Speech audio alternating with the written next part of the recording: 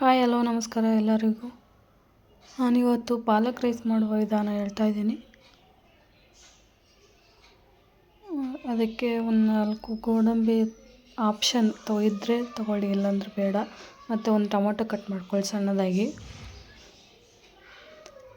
ಆಮೇಲೆ ಒಂದು ಈರುಳ್ಳಿ ಕಟ್ ಮಾಡ್ಕೋಬೇಕು, ದೊಡ್ಡದಾಗಿ ಕಟ್ ಮಾಡ್ಕೋಬೇಕು. ಮತ್ತು ಪಾಲಕನ್ನು ನೀರು ಹಾಕಿ ಬೇಯಿಸ್ಕೋಬೇಕು. ಒಂದು ಲೋಟ ನೀರಾಗಿ ಬೇಯಿಸ್ಕೊಂಡು ಒಂದು 5 ಮಿನಿಟ್ಸ್ ಬೇಯಿಸ್ಕೋಬೇಕು ಅದನ್ನು. ಇವಾಗ ಅದು ಮತ್ತೆ ಸ್ವಲ್ಪ ಮೇಲೆ ಕೆಳಗೆ ಮಾಡ್ಕೋಬೇಕು. ಮತ್ತು ಆಮೇಲೆ ಒಂದು ಗ್ಲಾಸ್ ಅಷ್ಟು ಅಕ್ಕಿ ಹಾಕ್ಕೊಂಡು ಅದನ್ನು ಇವಾಗ ನೆನೆಯಲ್ಲಿ ಬಿಡಬೇಕು. ಒಂದು 5-10 ನಿಮಿಷ ನೆನೆಯಲ್ಲಿ ಬಿಡಬೇಕು ಅದನ್ನು.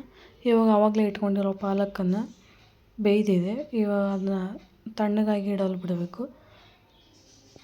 ನಂತರ ಮಿಕ್ಸಿ ಜಾರಿಗೆ ಆವಾಗಲೇ ಪಾಲಕ್ ಬೇಯಿಸ್ಕೊಂಡಿರುವ ಆ ಪಾಲಕನ್ನು ಹಾಕ್ಕೋಬೇಕು.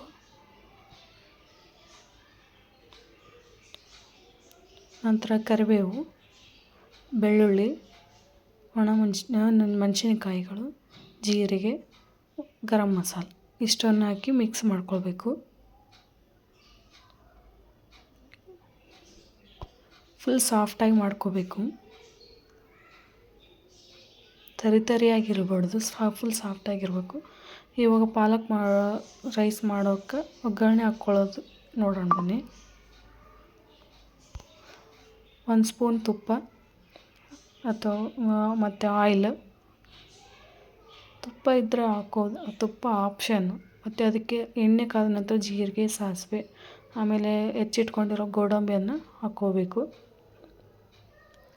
ಗೋಡಂಬಿ ಸ್ವಲ್ಪ ಬ್ರೌನಿರೊಳಗೆ ಬರಬೇಕು, ಅಂದರೆ ಚೆನ್ನಾಗಿರುತ್ತೆ. ಮತ್ತು ಇವಾಗ ಈರುಳ್ಳಿ ಕಟ್ ಮಾಡ್ಕೊಂಡಿರೋ ಈರುಳ್ಳಿ ಹಾಕ್ಕೋಬೇಕು. ಈರುಳ್ಳಿ ಚೆನ್ನಾಗಿ ಫ್ರೈ ಮಾಡ್ಕೋಬೇಕು ಅದನ್ನ. ಈಗ ಟೊಮೊಟೊ ಹಾಕ್ಕೋಬೇಕು. ಇವಾಗ ನಾವು ಹೆಚ್ಕೊಂಡಿರೋ ಟೊಮೊಟೊ ಇರ್ತದೆ ಅದು ಹಾಕ್ಕೋಬೇಕು. ಹಾಕ್ಕೊಂಡ ತಕ್ಷಣ ಆಮೇಲೆ ಸ್ವಲ್ಪ ಅದನ್ನು ಫ್ರೈ ಮಾಡ್ಕೋಬೇಕು ಟೊಮೊಟೊದೆಲ್ಲ. ಇವಾಗ ರುಬ್ಬಿಟ್ಕೊಂಡಿರೋ ಮಸಾಲೆಯನ್ನು ಅದಕ್ಕೆ ಸೇರಿಸ್ಕೋಬೇಕು. ಈ ಸ್ವಲ್ಪ ಹಸಿ ವಾಸನೆ ಹೋಗೋವರೆಗೂ ಅದನ್ನು ನಾವು ಸ್ಪೂನಲ್ಲಿ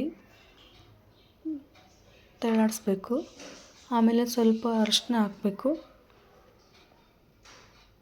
ಅದು ಸ್ವಲ್ಪ ಅರಿಶಿನ ಅದೆಲ್ಲ ಇದಾಗಬೇಕಲ್ಲ, ಸ್ವಲ್ಪ 1-2 ನಿಮಿಷ ಕುದಿಯಲು ಬಿಟ್ಟು ಇವಾಗ ರೈಸ್ ಮಾಡ್ಕೊಳಕ್ಕೆ ಅಕ್ಕಿ ನೆನೆ ಇಟ್ಕೊಂಡಿದ್ದು ಅದು ಅಕ್ಕಿ ಹಾಕ್ಕೊಳ್ಬೇಕು.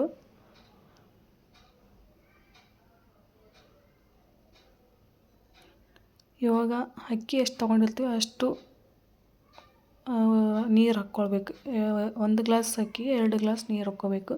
ಅದಕ್ಕೆ ಅದು ಉಪ್ಪು ಅದೆಲ್ಲ ಸೇರಿಸಿ ಇವಾಗ ಫ್ಯಾನನ್ನು ಕ್ಲೋಸ್ ಮಾಡಬೇಕು.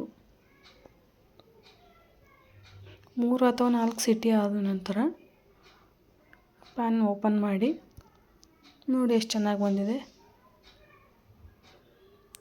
ಇದು ಹೆಲ್ದಿಯಾಗಿರುತ್ತೆ, ಟೇಸ್ಟಿ, ಎಲ್ಲದು ಚೆನ್ನಾಗಿರುತ್ತೆ. ಮಾಡ್ಕೊಂಡು ತಿನ್ನಿ, ಚೆನ್ನಾಗಿರುತ್ತೆ. ಕಮೆಂಟಲ್ಲಿ ಹೇಳಿ ಹೇಗಿದೆ ಅಂತಂದು.